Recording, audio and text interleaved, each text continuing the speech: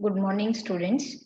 In the last session, I have discussed about definition of atom, fundamental particles of atom. Then later we have discussed about theories of atomic model with their postulates and limitations. In today's session, we'll discuss about dual nature of matter and radiation. Then we'll derive De-Broglie equation or De-Broglie relation. After that, we'll derive Heisenberg uncertainty relation, or we'll study about Heisenberg uncertainty principle. So let us begin today's class. First, we'll see dual nature of matter and radiation. Certain experiments such as photoelectric effect, black body radiation showed that light has particle properties, and certain other phenomena such as diffraction and interference showed that light has wave properties. Certain experiments like photoelectric effect and black body radiation showed that light has particle properties or it behaves as a particle.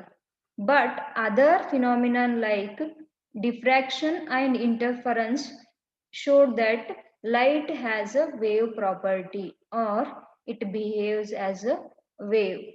Therefore, Einstein proposed that light has a dual nature. It has a dual nature. That is, it has particle nature as well as wave nature. Einstein proposed that light behaves both as a particle nature as well as a wave nature, that we call as a dual nature of light. Later on, De-Broglie in the year 1924 extended this concept of wave-particle duality to all the material particle, whether it may be a macroscopic material or as well as a microscopic. He has extended the concept of wave-particle duality to both the microscopic as well as the macroscopic particles.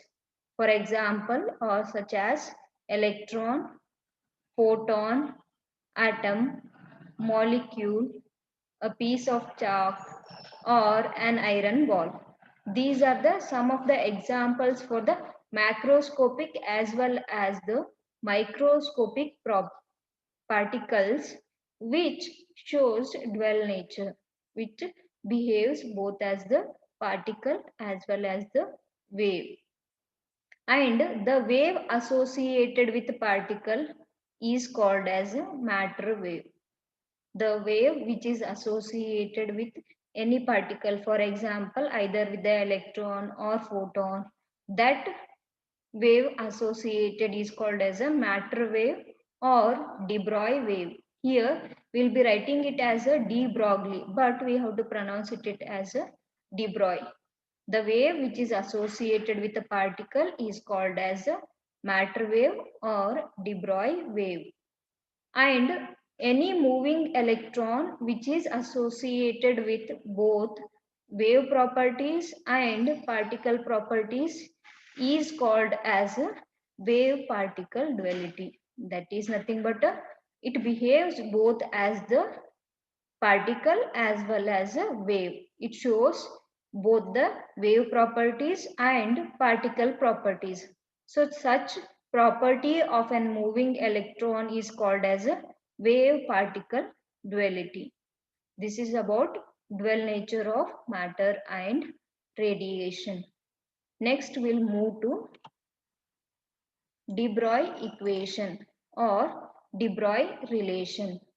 Earlier only I told we have to read it as a De Broglie relation or De Broglie equation. The wavelength of the wave associated with any material particle was calculated by analogy with photon as follows. We are calculating the wavelength of the wave which is associated with a material particle similar to that of a photon. By which method we are calculating the wavelength of the photon? Using the same method, we are calculating the wavelength of the wave which is associated with the material particle. In the case of photon, if we assume, that is, if we assume photon to have wave character, its energy is given by E is equal to h nu.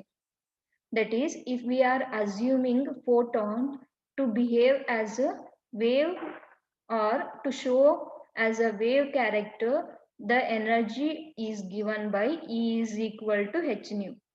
E is equal to h nu is the energy of the photon when it shows wave property, where nu is the frequency of the wave and h is the Planck's constant.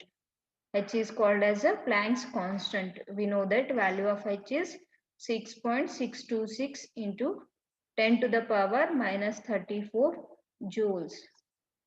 If the photon is supposed to have particle character, its energy is given by.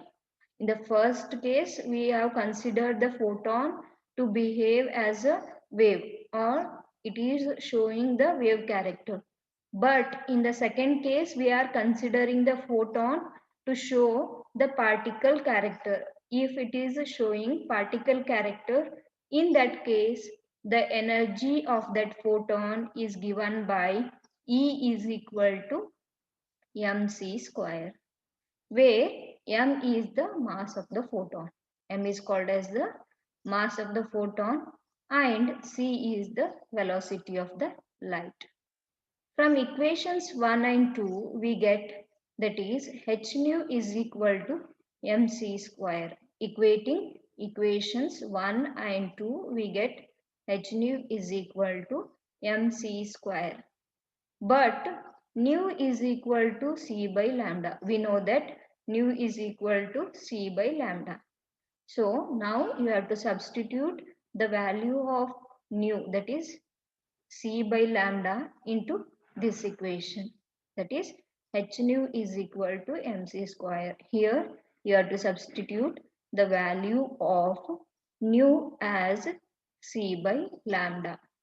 So after substituting the value of nu, we get h into c by lambda is equal to mc square.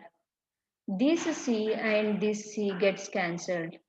That is, this c on the LHS gets cancelled with the velocity of light on the RHS side. After cancelling the c, we get or we are left with lambda is equal to h by mc.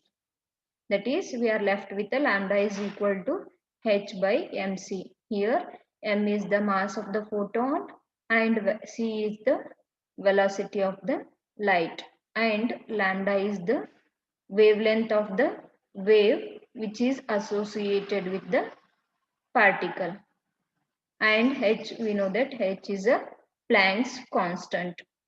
And De-Broglie, he has pointed out that this above equation lambda is equal to h by mc is applicable to any material particle, whether it can be a smaller particle or if it is a bigger particle. This equation we can apply to both the smaller and bigger particles.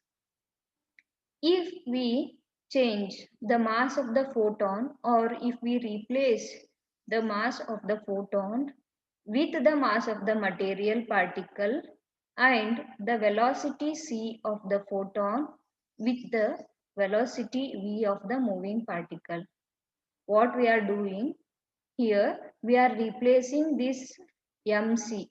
Here m is the mass of the photon and c is the velocity of light. Here we are replacing this mass of photon by the mass of the material particle and we are replacing this velocity of light c by v. That is, v is the velocity of the moving particle. Thus, on replacing the values of m and c, we are left with or we get lambda is equal to h by p, where P is equal to mv or mv is equal to P P is called as the momentum of the particle. P is nothing but a momentum of the particle. What we are doing here, we are replacing this mc, mass and velocity, by mass and velocity of the particle, material particle. After replacing the mass and velocities, we are getting lambda is equal to h by p, where p is equal to mv, or mv is equal to p, and p is nothing but the momentum of the particle. And the above equation, this lambda is equal to h by p, is called as a De-Broglie equation. It is called as a De-Broglie equation, or it is called as a De-Broglie relation. Final equation is this: lambda is equal to h by p, is called as a De-Broglie equation or De-Broglie relation. Next we'll move to Heisenberg uncertainty principle. You are familiar with the Heisenberg uncertainty principle, but we have to study here the derivation. Werner Heisenberg, a German physicist, in the year 1927 gave a principle about the uncertainties in simultaneous measurements of position and momentum of small particles. A German chemist, that is Werner Heisenberg, in the year 1927, he proposed, or he has given a principle which is called as a uncertainty principle. It is called as a uncertainty principle, wherein he stated that, or the Heisenberg uncertainty principle states that it is impossible to measure simultaneously the position and momentum of small particle with absolute accuracy or certainty. The principle says that it is impossible to measure or determine simultaneously the position as well as the momentum of a small particle with accuracy or certainty. If we make, or if we made an attempt to measure any one of these quantities with the greater accuracy, the other becomes less accurate. That is, if we are measuring any one of the two quantities with a greater accuracy, the other quantity will become less accurate. And the product of uncertainty in the position, that is delta x, and the uncertainty in the momentum, which is represented by delta p, we know that delta p is equal to m into delta v. Delta represents uncertainty in the momentum. Here in the above, that is in the delta x, delta represents uncertainty in the position. X is represented, x is used to represent the position, and delta is used to represent uncertainty. And the whole term delta x is nothing but uncertainty in the position, and delta p is nothing but uncertainty in the momentum. We know that p is a momentum and delta p is uncertainty in the momentum, which is equal to m into delta v. We cannot write delta for m because we know that mass will be almost accurate and we can have uncertainty in the velocity. So delta p will be equal to m into delta v, where m is the mass of the particle and delta v is the uncertainty in the velocity. I told you before that delta represents uncertainty. So delta v is nothing but uncertainty in the velocity, is always constant and is equal to h by 4 pi, where h is Planck's constant. Here h is a Planck's constant, and it is represented by, that is product of uncertainty in the position and uncertainty in the momentum, which is equal to h by 4 pi. delta x into delta p is equal to approximately equal to h by 4 pi. Substituting the value of delta p, we know that value of delta p is m into delta v, that is uncertainty in the momentum is equal to product of mass and uncertainty in the velocity. This value of delta p we have to substitute in the equation 1. Substitute the value of delta p in the equation 1. After substitution we get delta x into m into delta v, which is equal to h by 4 pi. That is, we are substituting or we are replacing delta p by m into delta v in the equation 1, this equation. We get delta x into m into delta v, which is equal to h by 4 pi. Or we can write it as delta x into delta v, which is equal to h by 4 pi m. We are taking this m to the RHS side. So when we take it to the RHS side, we are getting it to the denominator. So the final equation will be delta x into delta v is equal to h by 4 pi m. This implies that the position and velocity of the particle cannot be measured simultaneously with certainty. The above equation, that is equation number 3, delta x into delta v is equal to h by 4 pi m, shows or it implies that we cannot measure position and velocity of the particle simultaneously with certainty. So this was all about today's class. In today's class, we have discussed about dual nature of matter and radiation, then De-Broglie relation or De-Broglie equation. Lastly, we have derived Heisenberg uncertainty principle. So here I will wind up the class. In the next session, we will be discussing the next concept of the atomic structure. Thank you.